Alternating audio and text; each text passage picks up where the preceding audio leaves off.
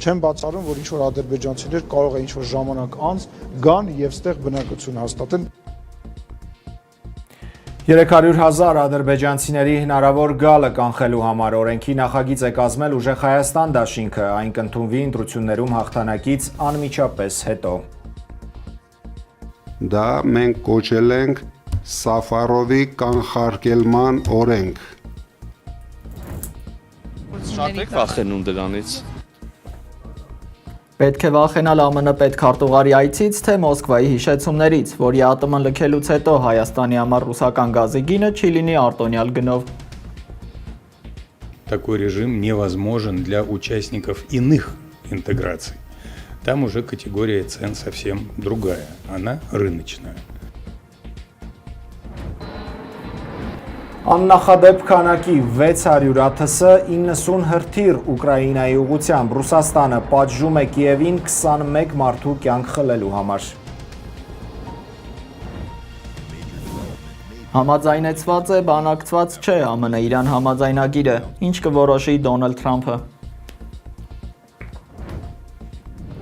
Երևանում ժամը 19 է, բարի երեկո սիրելի հայրենակիցներ, ուղիղ եթերում ձեր սիրելի հաղորդումն է, իրականում ու պարզ տաղավարում են Դավիթ Գենջոյանը եւ Տարոն Կոխլիկյանը։ Ողջույն հարգելի հետևորդներ, նախքան անոնսված թեմաներին անդրադառնալը հիշեցնեմ, որ մեզ ուղիղ եթերով կարող եք դիտել 21 TV News-ի YouTube-յան ալիքում, ինչպես նաեւ 21 TV-ի Facebook-յան պաշտոնական էջում։ Բաժանորդագրվեք մեր մյուս հարթակներին, որպեսզի լինենք կապի մեջ։ 300,000 ադրբեջանցիների հնարավոր գալով խիստ անհանգստացած ուժեղ Հայաստան դաշինքը օրենքի նախագիծ է առաջարկել, որպեսզի արգելվի ադրբեջանցիներին Հայաստանում հողեր, տներ գնել կամ նվեր ստանալ։ Օրենքի նախագիծը օրենքի ուժ կստանա ուժեղ Հայաստանի իշխանության գալուց անմիջապես հետո, հայտարարել է դաշինքի առաջնորդ Սամվել Կարապետյանը։ Իդեպ օրինագիծը կոչվում է Սաֆարովի կանխարգելման օրենք։ Այո, օրինագծի հեղինակները Ռամիլ Սաֆարովին նկատի ունեն, որը կացնի 16 հարված էր հասցրել ու սպանել քնած հայ սպա Գուրգեն Մարգարյանին։ Իրավաբան դաշինքի երկրորդ համարժ Արամ Վարդևանյանն է ներկայացրել, թե ինչ է նախատեսվում օրինագծով։ Ինչ ենք առաջարկում։ Այն հենց նույնիսկ կոչվելու է Սաֆարովի կանխարգելման օրինագիծ կամ նույնն է ինչ ատելության կանխարգելման օրենսդրական փաթեթ։ Մենք առաջարկում ենք, որ Հայաստանի Հանրապետությունում Ադրբեջանի քաղաքացիություն ունեցող որևէ անձ, լինի դա ֆիզիկական, թե իրավաբանական անձ նաև, որպես քողարկված իրական շահառու Հայաստանում գործունեություն իրականացնող, չի կարողանալու ձեռք բերել որևէ անշարժ գույք։ Մեր սահմանադրությամբ կա մեխանիզմ հողի նկատմամբ սեփականության իրավունքի սահմանափակման, բայց մենք խոսում ենք ոչ միայն հողի, մենք խոսում ենք նաև անշարժ գույք ձեռք բերելու սահմանափակման մասին։ Իդեպ, պարոն Կարապետյան, նաև մենք որոշակի հետազոտում ևս իրականացրել էինք միջազգային փորձի, նման մեխանիզմներ, այո, տարածված են։ Դավիթ, դաշինքի առաջնորդ Սամվել Կարապետյանը օրինակ համարում է, որ Փաշինյանի իշխանությունը Ադրբեջանին Հայաստանի տարածքից նվիրել է 240 քառակուսի կիլոմետր տարածք, խոսքը այն տարածքների մասին է, որոնք վերջին մի քանի տարիների ընթացքում Ադրբեջանը օկուպացրել է եւ առաջարկում եմ Կարապետյանի խոսքից էլ մի հատված լսենք։ 240 քառակուսի կիլոմետր միանգամից մեկ օրում նվեր ստացան, այսինքն ինչ էլ որ մենք անենք, ինչքան տնտեսությունը փորձենք զարգացնենք, եթե մեր երկրի գլխավոր խնդիրը մենք չենք լուծում, դա արժեք չի ունենալու։ Տարոն կարծում եմ նման մտավախությունը ոչ միայն ներկայիս քաղաքականության պատճառով է, այլ փոփոխվող սահմանադրությամբ, որովհետև ներկայումս սահմանադրությունը կարծես թե ինչ որ կերպ կարգավորում է այդ ամենը եւ եթե սահմանադրությունը փոփոխվում է եւ հանրությանը հայտնի չէ, թե հստակ ինչ է տեղի ունենում այնտեղ, ինչ կետերի վրա են աշխատելու, նման մտավախություն կարող է լինել։ Հիշենք, որ պետական այդ ծրագրը, որտեղից հնարավոր է օնլայն կերպով գնում կատարել, ավելացել էր Թուրքիայի եւ Ադրբեջանի երկրների անունը ձեռք բերելու հարցում, կարծում եմ դա է պատճառը, որ նման մեծ մտավախություններ կան։ Եվ պատճառը նաև այն է, որ Հայաստանի քաղաքացիների գոնե մեծամասնությունը այլևս չի հավատում Նիկոլ Փաշինյանի եւ նրա իշխանության ներկայացուցիչների խոսքերին, որովհետեւ վերջին 8 տարիների ընթացքում հատկապես Ադրբեջանին վերաբերող թեզերի, հարցերի վերաբերյալ նրանք այնքան հակասական հայտարարություններ են արել, մինչև պատերազմը այսպես խիստ հայրենասիրական էր եւ ոչ մի թիզական, այսպես պատկերավոր ասենք, հայտարարություններ էին անում ոչինչ չզիջելու պատրաստ Ադրբեջանին, իսկ պատերազմում մեր պարտությունից հետո ամեն ինչ պատրաստ են գրավոր, բանավոր համաձայնություններով զիջել Ադրբեջանին ու հենց սա է պատճառը, որ Հայաստանի քաղաքացիները չեն հավատում օրինակ Նիկոլ Փաշինյանի այն հայտարարությանը, որը նա վերջերս արեց, հենց 300,000 ադրբեջանցիների հնարավոր գալու մասին խոսելով, ասում էր, որ հիմա ստեր են տարածում, թե իբր ադրբեջանցիների եմ ես պատրաստում բերեմ, ես նման բան չեմ պատրաստում անեմ, ու դրա երաշխիքը իմ խոսքն է, որ մենք չենք խոսում արցախցիների Արցախ վերադարձի մասին, նրանք էլ չեն խոսում ադրբեջանցիների Հայաստան վերադարձի մասին, Հայաստան գալու մասին ավելի ճիշտ, բայց հետաքրքիր է, որ հենց հաջորդ օրը մենք տեղեկացանք, որ Նախիջևանում պատրաստվում է մեծ համաժողով, այսպես կոչված արևմտյան Ադրբեջանի թեմայով, ու դրան նաև հաջորդեց, թե նախորդեց Ալիևի գլխավոր խորհրդականի Հիկմետ Հաջիևի հայտարարությունը 300,000 ադրբեջանցիների հնարավոր այստեղ բնակեցման մասին, այսինքն մենք այնքան չենք հավատում այսօրվա իշխանության եւ նրա խոսքերին, որ պարզապես որևէ երաշխիք համարել նրանց խոսքը բնականաբար չենք կարող։ Եվ կարծես թե մոռացել ենք, որ ոչ միայն Արցախի հարցով մենք վեճեր ունենք Ադրբեջանի հետ, այլ նաև Բաքվում, Սումգայիթում եւ այլ մեծ քաղաքներում տեղահանված բռնի կերպով եւ կոտորված հայերի մասով, այսինքն այդ մասին մենք չենք խոսում, իսկ իրենք փոխարենը խոսում են հենց այդ ժամանակահատվածում տեղի ունեցած խնդիրների մասին։ Եվ Փաշինյանի մասին խոսեցինք, նրա իշխանության ներկայացուցիչներից Ալեն Սիմոնյանը դեռ 2023 թվականին նոյեմբեր ամսին խոսում էր այդ մասին եւ չէր բացառում, որ ադրբեջանցիներ հնարավոր է գան եւ ապրեն Հայաստանում, առաջարկում եմ այդ հատվածը վերհիշենք։ Չեմ բացառում, որ ինչ-որ ադրբեջանցիներ կարող է ինչ-որ ժամանակ անց գան եւ ստեղ բնակություն հաստատեն։ Հիմա օրինակ եթե Ալեն Սիմոնյանին հարցնենք, բա ինչու եք մի ժամանակ նման հայտարարություններ անում, երբ հիմա կտրուկ մերժում եք որևէ ադրբեջանցու հնարավոր տեղափոխումը Հայաստան, նա կասի հավանաբար նույն պատասխանները կտա, ինչ օրինակ ասում էր, երբ սկզբում հայտարարում էր, որ Աղդամիր հայրենիքն է, պոպուլիստական հայտարարություն, հետո պատերազմից հետո հայտարարում է, որ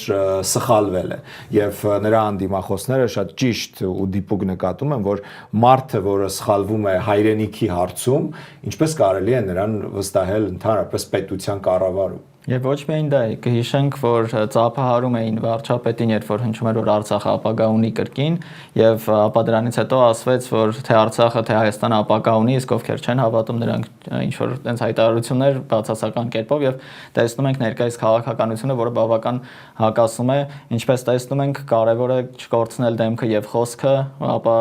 այսպես իրավիճակում չէր հայտնվի թե իշխող իշխանությունը, թե մեր հասարակությունը։ Այո, եւ հիմա շատ ճիշտ կարծես թե նաև քարոզչական առումով ճիշտ գիծ է բռնել ամենամեծ ընդդիմադիր դաշինքը, Ուժեղ Հայաստան դաշինքը, որ շատ կարևորում է այս թեման, որովհետև մենք տեսնում ենք, թե ինչպես է Նիկոլ Փաշինյանը իր քարոզարշավների ժամանակ թիրախավորում Արցախի մեր հայրենակիցներին, սկսած նրանց բարբառից մինչև այն, թե ինչու նրանք չզոհվեցին պատերազմում ու կարողացան մինչև 2023 թիվը ողջ մնալ, այնուհետև մազապուրց լինել այդ ցեղասպան գործողություններից Ադրբեջանի, հայտնվել Հայաստանում ու հայտնվել նաև իր դիմաց քարոզարշավի ընթացքում ու դեռ հնարավորություն ունենալ իրեն հարցեր տալ Ղարաբաղի, Արցախի վերաբերյալ, որի էջը նա ամբողջությամբ շատ ամուր կարծես թե ուզում է փակել։ Եվ այս իրավիճակում իսկապես շատ հասկանալի է ուժեղ Հայաստանի բռնած դիրքը եւ դիրքորոշումը ու այն հայտարարությունները եւ արդեն բանը հասավ օրենքի նախագծին, որով անմիջապես արգելվելու է որևէ տեսակի հողային հարաբերություններ Ադրբեջանի քաղաքացիների հետ, եթե նրանք ուզեն այստեղ հողեր գնել, հողեր ստանալ եւ հողեր նվեր ստանալ եւ կարծում եմ սա օրենքին դեռ իհարկե մանրամասն ծանոթ չենք, բայց կարծում եմ որ խոսքը նաեւ վերաբերում է նրան, որ նրանք օրինակ կարող են լինել երրորդ երկրի քաղաքացի, բայց ազգությամբ ադրբեջանցի, անգամ կարծում եմ որ օրենքը նաև նրանց պետք է վերաբերի։ Այո, հայելային կերպով պետք է լինի մեր օրենքները, որովհետև Ադրբեջան մուտք չի կարող գործել երրորդ երկրի քաղաքացին, որը ունի հայկական ծագում, դա բավական բարդ է, նույնիսկ հայտնի մարդիկ, ովքեր ծնվել են օրինակ Ադրբեջանում, բայց ազգությամբ հայ են, նրանք դժվարանում են մուտք գործել Ադրբեջանի տարածք, զարմանալի է մեր նման բաց եւ դրական տրամադրվածությունը այդ երկրի հանդեպ։ Եվ օրենքի անվանումն էլ շատ խորհրդաշական է, Սաֆարովի կանխարգելման օրենք, գիտենք Ռամիլ Սաֆարովին, այդ տխրահարճակ ահաբեկչին, ով քնած հայ սպային Գուրգեն Մարգարյանին սպանեց 16 կացնի հարված հասցնելով եւ հետաքրքիր է որ ինֆորմացիոն առումով համընկնում է այս օրենքի մասին հայտարարությունը ուժեղ Հայաստան Դաշինքի եւ այն տեղեկությունը, որ Փաշինյանի իշխանությունը ցանկանում է Արմավիրի մարզում կա մի դպրոց, որը կրում է Գուրգեն Մարգարյանի անվանումը 2017 թե 14 թվականին է կարծեմ այդ դպրոցը հիմնանորոգվել, վերաբացվել, վերակառուցվել եւ հիմա ցանկանում են այդ դպրոցը փակել ու եթե այս խաղաղության, Նիկոլ Փաշինյանի պատկերացրած խաղաղության տրամաբանության մեջ նայենք, եթե հասկանանք, որ այդ պայմաններում է նա որոշել փակել այդ դպրոցը, հավանաբար Երևանի համար 94 դպրոցն էլ առնվազն պետք է անվանափոխեն, որովհետև այդ դպրոցը կրում է նորից հայ սպա Գուրգեն Մարգարյանի անունը։ Ու ԿԳՄՍ-ն մեկնաբանել է այս թեման, հայտարարել, որ սեպտեմբերից Հայաստանում որևէ դպրոց չի փակվելու, ուղիղ չասելով, օրինակ հենց այն դպրոցը Արմավիրի մարզում գտնվող այդ գյուղի դպրոցը փակվելու է, թե ոչ, եւ դպրոցների փակվելու մասին իդեպ այսպես մի թեմա ասեմ, որ տարբեր աղբյուրներից հայտնել էին, որ մինչև 230 սահմանամերձ դպրոց կարող է փակվել այս իշխանության վերարտադրվելու դեպքում, մասնավորապես Շիրակի եւ Սյունիքի մարզերում։ Իհարկե, այս պահին, քանի որ նրանք խնդրական փուլում են, նրանք ամեն կերպ փորձում են այդ թեման թաքցնել, շրջանցել կամ հերքել, բայց կարծես թե իրականությունը այն է, որ դա կարող է եւ տեղի ունենալ։ Այո, կարևոր է հենց սահմանամերձ հատվածներում ունենալ դպրոցներ եւ մշակույթը զարգացնել եւ ունենալ բնակավայրեր, իսկ մենք կարծես թե որդեգնել ենք լրիվ հակառակ քաղաքականությունը, կարծես թե արդարացվում է այն մտքով, որ ավելի մեծ եւ լավ դպրոցներ է կառուցվում ընդհանուր համայնքի համար, այնտեղ կարող է կենտրոնացած լինել ավելի շատ ուսանողներ կամ աշակերտներ, բայց ավելի լավ կլիներ հենց սահմանամերձ հատվածում տեղակայել այդ ամենը, որովհետեւ դա զսպող մեխանիզմ է վերջի վերջո։ Եվ վերադառնալով այս թեմային 300,000 ադրբեջանցիների հնարավոր տեղափոխությանը ներողություն Հայաստան, ուժեղ Հայաստան Դաշինքը մասնավորապես այդպիսի մի կարգախոս ունի գնա ընտրության, որ չգան ադրբեջանցիները եւ կարծում եմ, որ այստեղ այնուամենայնիվ կա, եթե ոչ 100%-անոց ճշմարտություն, ապա գոնե 90%-անոց ճշմարտություն հաստատ կա եւ այդ սպառնալիք ու վտանգը շատ մեծ է, այնպես որ ես կարծում եմ, որ ճիշտ կլինի այս պահին հիշեցնենք մեզ հետևողներին, որ իսկապես հունիսի 7-ը շատ վճռորոշ պահ է Հայաստանի Հանրապետության համար ու մենք պետք է բոլորս մասնակցենք ընտրություններին, իրացնենք մեր սահմանադրական իրավունքը, ընտրական ակտիվությունը շատ բարձր պահենք, որպեսզի հնարավոր բոլոր սպառնալիքները, որոնք կախված են մեր երկրի գլխին, չեզոքացնենք։ Այո, վերջապես ունենանք մի իշխանություն, որը հենց լեգիտիմ կերպով կլինի, այսինքն եթե մեծամասնություն ընտրի, ապա միանշանակ կլինի այդ որ իշխանությունն էլ որ գա, հենց լեգիտիմ եւ ոչ մի հարցեր չեն առաջանա։ Այո։ Առաջ շարժվենք եւ մեր հաջորդ թեման։ Վաղը Հայաստան է գալիս ԱՄՆ պետքարտուղար Մարկո Ռուբիոն։ Ամերիկացի բարձրաստիճան պաշտոնյայի այցը նախընտրական քարոզարշավի ամենաթեժ պահին բնականաբար չի կարող չստիպել մտածել, որ Փաշինյանի իշխանությանը հրապարակային աջակցություն հայտնելու համար է։ Լսենք, թե ինչպես է արձագանքում այս հարցին Հայաստանի արտգործնախարար Արարատ Միրզոյանը։ Պետքարտուղարը ինչ օրակարգով է Հայաստանում։ Կգաք հայտարարենք։ Հաջակցություն օրվա իշխանությունների է գալու ընտրությունների։ Շատ եք վախենում դրանից։ Հետաքրքիր է ինչ նկատի ուներ, երբ լրագրողին դիմելով Միրզոյանը ասում է, որ շատ եք վախենում դրանից, ամենայն դեպս այդ մի հարց է, որ կարելի է գուցե ընտրապայքարի մրցակիցներին տալ, բայց ոչ լրագրողի։ Այո, մենք որդեգրել ենք նման քաղաքականություն, երբ որ ինչ-որ հարց հնչում է, որը քեզ դուր չի գալիս, ապա այլախոհ է եւ չի կարելի պատասխանել անպայման այդ հարցին։ Հետաքրքիր է, որովհետեւ նման այցեր տեսանք նաեւ այլ երկրներում, տարբեր ղեկավարներ աջակցություն ցուցաբերեցին տարբեր ուժերի, սակայն այս տարին կարծես թե այդքան էլ լավ չի դասավորվում թե Միացյալ Նահանգների, թե այն ուժերին, որոնք նրանք աջակցում են։ Այո, ամենավառ թարմ օրինակ Հունգարիայի արդեն նախկին վարչապետ Օրբանն է, նրան էլ աջակցելու գնաց քարոզարշավի ամենաթեժ պահին, կարծես թե արդեն ավարտին փոխնախագահ Վենսը, Թրամփը մի քանի անգամ հրապարակային հայտարարություններ արեց Օրբանին անվանելով շատ լավ տղա եւ իր լավ բարեկամ, բայց միևնույնն է տեսանք, որ Ամերիկայի աջակցությունը չօգնեց Օրբանին եւ այնտեղ 16 տարվա նրա այսպես կառավարմանը վերջ դրվեց ու եկավ նրան փոխարինելու երիտասարդ նոր թարմ վարչապետ եւ նրա ստեղծած ուժը։ Զարմանալի չէր, որովհետև ԱՄՆ-ն այնպիսի քաղաքականություն էր որդեգրել Եվրոպայի հարցում, որ դժվար թե նրանք վայելեին այդ հեղինակությունը, որ կարողանային միջամտել եւ արդյունք ստանալ, հիշենք Գրենլանդիայի հարցը կամ մանիպուլյատիվ հայտարարությունները ՆԱՏՕ-ից դուրս գալու մասին, եթե նրանց չաջակցեն այդ հակամարտությունում Իրանի դեմ սկսված, այո, նման քաղաքականությունը բավական տեսանելի է մեր վերջին ժամանակահատվածում եւ դժվար է ենթադրել արդյունք, որովհետեւ վերջի վերջո դա երկրորդ երկրի քո ներքին քաղաքականությանը խառնվելու փորձ է, որովհետև կապ չունի թե որ երկիրն է խառնում, դա չպետք է լինի առհասարակ։ Եվ Մարկո Ռուբիոին սպասելիս հիշեցինք, որ Փաշինյանին իր միանշանակ աջակցություններ հայտնել նաև մայիսի սկզբին Հայաստանում գտնվող Ֆրանսիայի նախագահը եւ նա այդ հարցում այնքան այսպես գրքով էր Փաշինյանին աջակցում, որ դա ուղղակի անտարբեր չթողեց անգամ ֆրանսիացի լրագրողներին ու նրանցից մեկը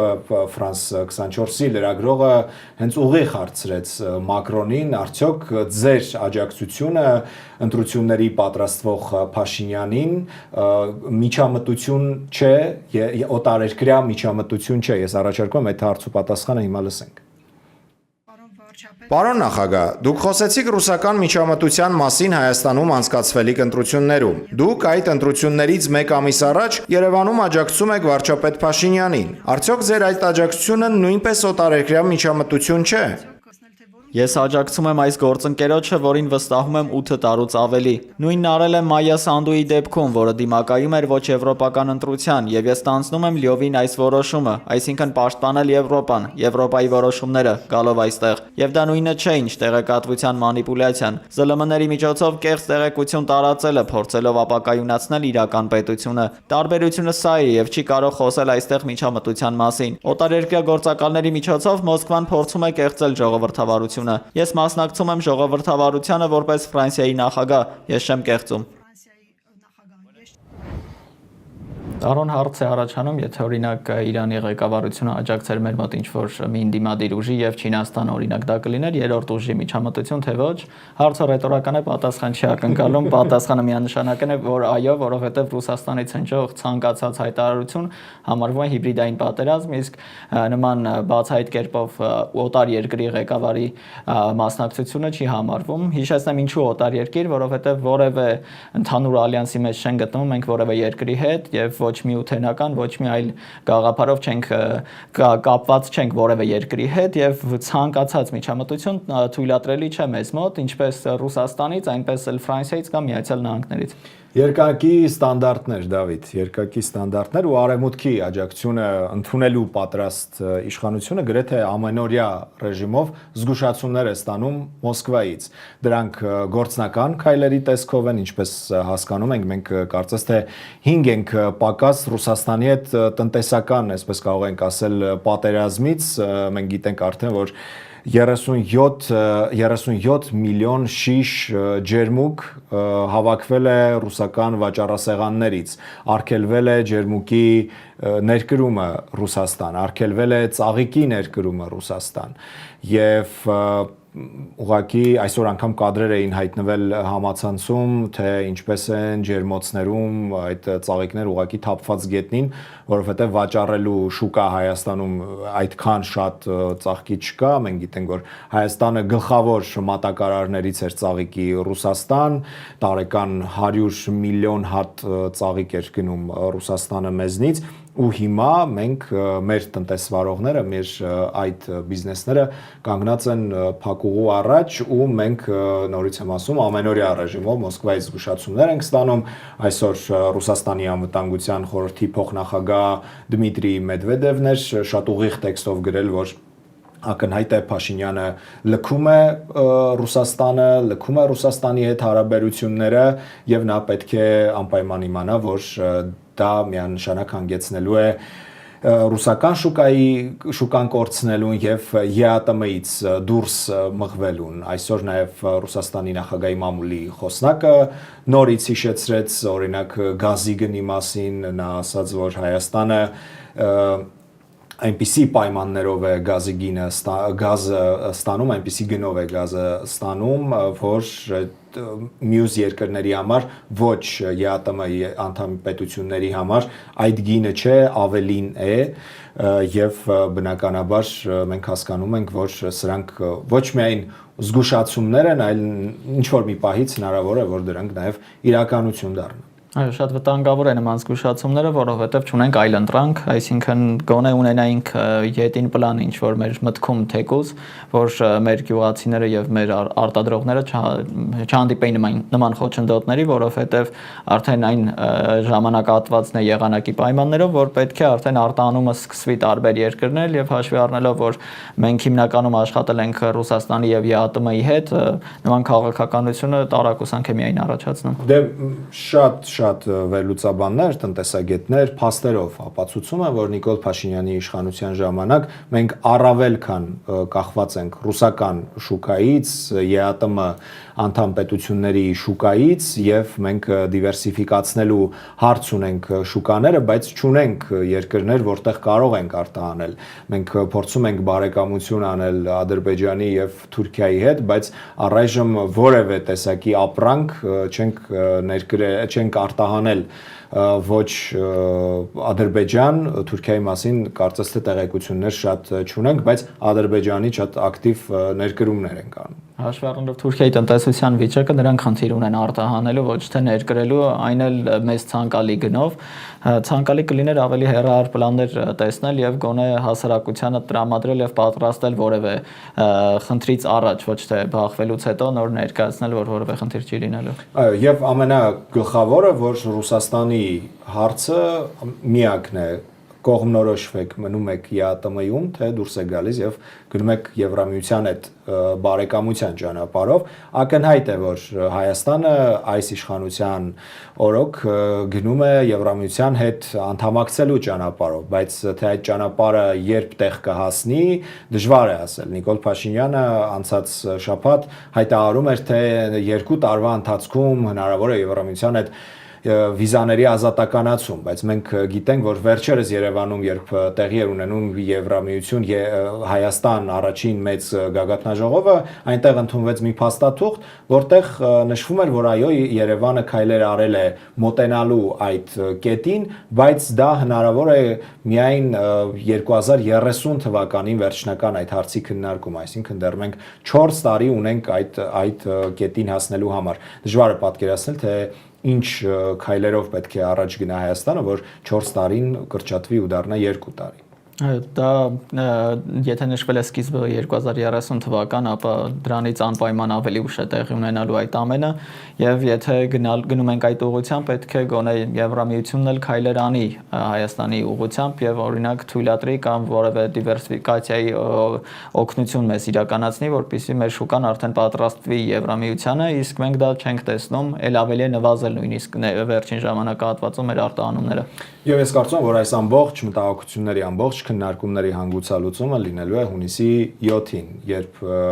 Հայաստանի քաղաքացին իր ակտիվ մասնակցությամբ ընտրություններին եւ իր քվեով ասի թե ինչպիսի Հայաստան է ցանկանում, որ ինքը ունենա եւ ինչպիսի երկրում է ցանկանում, որ ինքը ապրի, այնպես որ կարծում եմ ամեն ինչ գոնե այս մի անգամ առաջին երևի թե անգամ վերջին մի քանի տարվա ընթացքում առաջին անգամ Հայաստանի քաղաքացիների ձեռքին է որոշելու թե ինչպիսի ապագա է ինքը ուզում իր ընտանիքի, իր երեխաների եւ ընդհանրապես մեր պետության համար։ Այո, եւ շատ կարեւոր է մասնակցությունը, ինչպես նշեցինք, որպեսզի իշխանությունը լինի լեգիտիմ, գոնե պետք է 60-70 կամ այլ ավելի բարձր ներկայացվածություն ունենա, որպեսզի ներկայացնի գոնե հասարակության մեծամասնություն այդ իշխող ուժը, որը կարդարացվի արդեն քաղաքականությունը, եթե մեծամասնությունը որոշի այո գնում ենք նման ուղղությամբ, ապա այո, գոնե տրամադրվենք, որ մենք գնում ենք այդ ուղղությամբ, ոչ թե բողոք ենք անընդհատ։ Այո, անպայման մասնակցել խորհրդարանական ընտրություններին հունիսի 7-ին։ Իսկ մենք շարժվում ենք առաջ եւ մեր հաջորդ թեման։ 600 ԱԹՍ 90 հրթիռ Ռուսաստանը Ուկրաինայի ուղղությամբ արձակել է հենց այդ քանակով հրթիռներ եւ անօթաչուներ միայն հանգստյան օրերի ընթացքում։ Հիշեցնեմ, որ նրանք կիրառել են նաեւ Օրեշնիկ եւ Իսկանդեր համալիրները։ Սա արդեն Օրեշնիկի 3-րդ կիրառումն է այս հակամարտության ժամանակ, սակայն վերջին ժամանակահատվածում առաջին անգամ է նման մեծ ինտենսիվությամբ հարձակումներ տեղի ունենում Կիևում, Ուկրաինայի մայրաքաղաքում։ Հիշեցնեմ, որ Բանները հայտնում էին, որ բավական մոտ է բանակցային արդեն ժամանակահատվածը եւ հնարավոր է կողմերը նստեն մի սեղանի շուրջ նույնիսկ։ Հետաքրքիր է այս ամենը, որովհետեւ նման սրացումը չի փաստում այդ մասին, որ այո գնում են ավելի դեպի բարելավման եւ վերջապես բանակցային սեղանի շուրջ նստելուն կողմերը եւ ուկրաինական կողմը հայտնել է, որ այդ արձակված 600 անօթաչուների եւ 90 հրթիռների մեծ մասը նրանք կարողացել են խոցել, սակայն տեսնելով կադրերը եւ ավերածությունները տեսնում ենք, որ թեկուզ մեկ օրեշնիկի հարվածը կարող է բերել այնպիսի ավերածություններ եւ զոհեր, որը բավական ցավալի եւ ծանր է, հատկապես հաշվի առնելով, որ այս պատերազմը արդեն 4-րդ տարին է ընթանում եւ հասարակությունը ուղղակի արդեն հյուծված է եւ տնտեսությունն էլ ի վիճակի չէ դիմադրելու։ Հիշեցնեմ, որ Ռուսաստանը հայտնել է, թե ինչ պատճառով է նման մեծ ծավալով հարձակում իրականացրել։ Ուկրաինան ավելի վաղ հրթիռակոծել էր Լուգանսկի քոլեջներից մեկի այդ հանրակացարանը, որտեղ նախնական տվյալներով մինչև 21 զոհ է եղել, հիմնականում անչափահասներ եւ աղջիկներ են եղել այնտեղ ապրողները, եւ ռուսական պաշտոնական ներկայացուցիչները հայտնել են, որ հենց այդ հարվածին ի պատասխան է տեղի ունեցել այդ ամենը։ Այո, այսօր Ռուսաստանի արտգործնախարարությունը մոտ 1 ժամ առաջ հայտարարություն է տարածել, ասելով, որ Ռուսաստանի համբերության բաժակը վերջնականապես լցվել է։ Ռուսաստանի արտգործնախարարությունը կոչ է արել օտարերկրյա քաղաքացիներին լքել Կիևը, իսկ տեղի բնակիչներին չմոտենալ ռազմական օբյեկտներին։ Մեջբերում այդ հաղորդագրությունից Ուկրաինայի զինված ուժերի հարվածը լցրել է համբերության բաժակը, Դաշնության զինված ուժերը սկսում է համակարգային հարվածներ հասցնել Կիևի ռազմաարդյունաբերական համալիրի ձեռնարկություններին։ Այս հաղորդագրության մեջ նաև նշվում էր, որ որոշում կայացնող օբյեկտներին նույնպես նրանք պատրաստվում են հարվածել, այսինքն կարծես թե մենք հետևում ենք այս պատերազմի սրացման, չնայած որ ինչ խոսակցություններ կային անցած շաբաթ, որ հնարավոր է վերջին փամփուշտներն են կրակում կողմերը եւ պետք է արդեն գնանք դեպի բանակցություններ, բայց Լուգանսկում այդ քոլեջի հանրակացարանի վրա սարսափելի հարվածները ուկրաինական պարզապես կարծես թե ամբողջությամբ մարեցին բոլոր հույսերը, թե հնարավոր է, որ այս հակամարտությունը առաջիկայում ավարտվի, համենայն դեպս միջազգային արևմտյան լրատվամիջոցները մասնավորապես շատ նշում են այն մասին, որ Ռուսաստանի նախագահը ցանկանում է իր ուրեմն որոշումներով իր ցանկություններով ավարտել այս հակամարտությունը մինչև այս տարվա վերջ, բայց մենք գիտենք, որ այս հակամարտությունը մեկ կողմ չունի կամ միայն Ուկրաինան չէ, որ որոշումներ է ընդունում, այնտեղ կա Եվրոպա, Միացյալ Նահանգները Թրամփի գալուց հետո ավելի հետ է քաշվել այս հակամարտության հարցում եւ Եվրամիությունը, Արևմուտքը, հին աշխարհամասը որևէ կերպ չի ցանկանա բնականաբար Ռուսաստանի հետ այս հակամարտության ավարտը, քանի որ նրանք այլ հեռահար նպատակներ ունեն, մասնավորապես Պուտինի իշխանության տապալում կամ Ռուսաստանին տնտեսական խորը ճգնաժամի հասցնել, բայց մենք հետևում ենք ու տեսնում, որ ոչ առաջին, ոչ երկրորդ խնդիրը կարծես թե 4 տարի է հին աշխարհամասը չի կարողանում լուծել, փոխարենը Ուկրաինայում ամեն ինչ ավերակների է վերածվում ժամ առ ժամ։ Այո, տեսնում ենք տնտեսական ծանր վիճակ ոչ միայն Ռուսաստանում, այլ նաև Եվրոպայում եւ բավական ցավալի է, որովհետեւ այդ ահռելի ծախսերը կարելի է ուղղել ել ավելի լավ աշխարհ ստեղծելուն, ոչ թե այո, պատերազմելուն միմյանց հետ։ Հուսանք, որ վերջապես այս ամառ կտեսնենք այդ հակամարտության հանգուցալուծումը, որովհետեւ բավական հոգնեցուցիչ է անընդհատ տեսնել այդ պատկերը, թե հասարակության, թե մարդկանց տեսանկյունից դիտելով, որովհետեւ ինքներս էլ վերապրելով պատերազմի այդ ցավը գիտենք թե ինչ է դա նշանակում եւ կցանկանանք եւ հիշեցնել, որ պատերազմը միայն այս հակամարտությունով չի ավարտվում, դրանից հետո կա ռեաբիլիտացիոն շրջան, որ հասարակությունը պետք է կարողանա վերականգնվել այս մեծ ստրեսից եւ կորուստներից, բավական ծանր ժամանակներ են սպասվում թե Եվրոպային, թե Ռուսաստանին այս հակամարտությունից հետո։ Այո, անցնենք մեր վերջին թեմային այս թողարկման։ Համաձայնեցված է, բանակցված չէ, նման հիանալի ձևակերպումով է անդրադարձել Դոնալդ Թրամփը ԱՄՆ-Իրան բանակցություններին, չեմ դադարում զարմանալ Սպիտակ տան նման հայտարարություններից, որովհետև որևէ հստակ բան չունենալով հանդերձ նշում են հայտարարություններ, ամենայն դեպս նման հզոր երկրից ակնկալելի չէ, որ անընդհատ կարող է նման կերպ պարզեցնել եւ նսեմացնել իրենց հենց անունը եւ կոչերը։ Դոնալդ Թրամփը հայտնել է, որ նրանք պատրաստ են արդեն համաձայնության գալ եւ պետք է ԱՄՆ-ն շարունակի իր դիրքերը պաշտպանել եւ իր շահերը, ինչումն է այդ ասացի կոնտեքստը, որ պետք է միջուկային որևէ ծրագիր Իրանը չունենա, Հորմուզի նեղուցը բացվի եւ անվճար լինի բոլորի համար եւ հրաժարվի իր հրթիռային ծրագրից, ինչպես գիտենք, Իրանը բազմիցս հերքել է եւ չի համաձայնել այդ ամենին եւ իրողության մեջ էլ տեսնում ենք Հորմուզը կառավարում է Իրանը եւ նույնիսկ օրենքներ է ընդունում, այժմ կարծես ցանկանում է Օմանին էլ ներգրավել այդ ամենում եւ Օմանի հետ կիսեն այդ Հորմուզի նեղուցով անցնող այդ անցումնային կարգը եւ ֆինանսները։ Այդ հայտարարությունը հաջորդում է այն ամենին, որ ԱՄՆ-ն մի շարք վերլուծաբաններ հայտնում են եւ քաղաքական գործիչները, որ դժվար է այս բանակցային ընթացքը այն պատճառով, որովհետեւ ներկայիս այաթոլան, հոգեվոր ղեկավարը Մոջթաբա Խամենեին գտնվում է իզոլացման մեջ եւ շատ քիչ քանակով մարդիկ իրար հետ կապ ունեն եւ ուղղակի ինչեւ ինֆորմացիան հասնում է Մոջթաբա Խամենեին եւ վերադառնում է հետ, որ բանակցեն Միացյալ Նահանգների հետ, շատ ժամանակ է տանում եւ այդ իսկ պատճառով է ձգձգվում, շատ հետաքրքիր մեկնաբանություն է, որովհետեւ անընդհատ 2-3 օրվա մասին լսում ենք եւ չենք տեսնում դրա վերջը։ Ես անընդհատ խոսում եմ երրորդ կողմի Իսրայելի մասին, որովհետեւ վստահ եմ, որ համաձայնության չգալու գլխավոր խոչընդոտներից, խանգարողներից մեկը Իսրայելն է եւ քիչ առաջ էլ տեղեկություններ, մասնավորապես Wall Street Journal-ը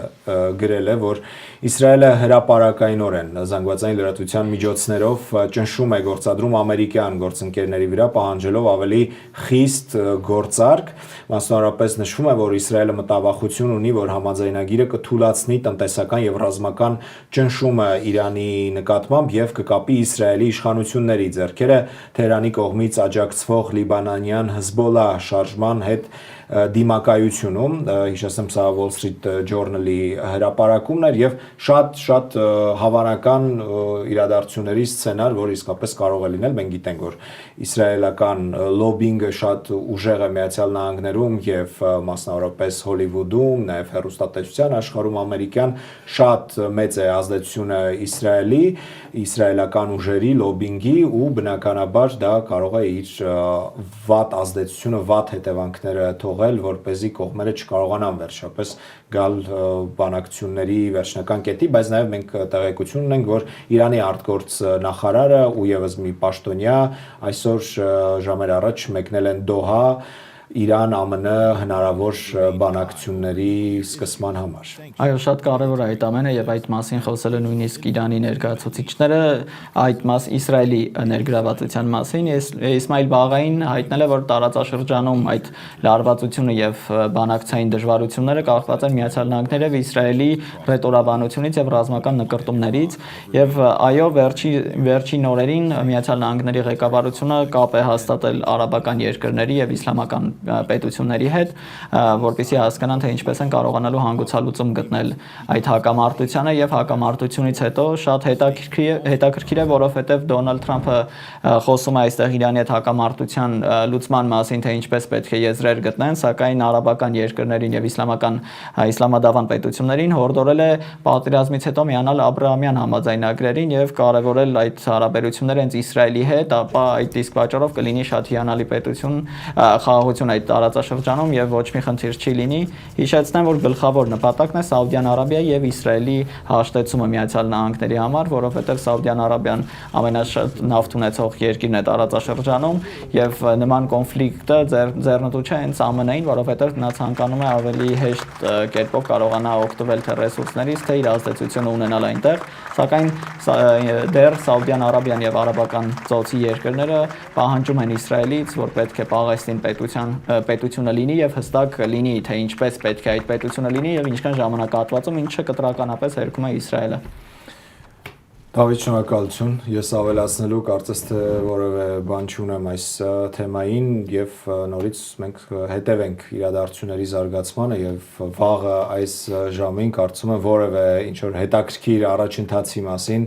այս բանակցություններում այս հակամարտության թեմայով մենք կունենանք ու կխոսենք։ Այո, մեզ մնում է հուսալ։ Ինչպես միշտ։ Սիրելի հեռուստադիտողներ, սիրելի հայրենակիցներ, շնորհակալություն, որ ուշադիր էիք 21 TV վերգետնյա հեռարձակմամբ առավոտյան ժամը 8-ից մինչև գիշերը ժամը 1-ը ամեն ժամյա թարմացված լրահոս է ներկայացնում 21 TV News-ի խմբագրությունը։ Իսկ մենք կհանդիպենք վաղը ժամը 19-ին ուղիղ եթերում 21 TV News-ի YouTube-յան ալիքում, 21 TV Facebook-ի պաշտոնական էջում։ Ցտեսություն։ Ինչ նոր հանդիպում։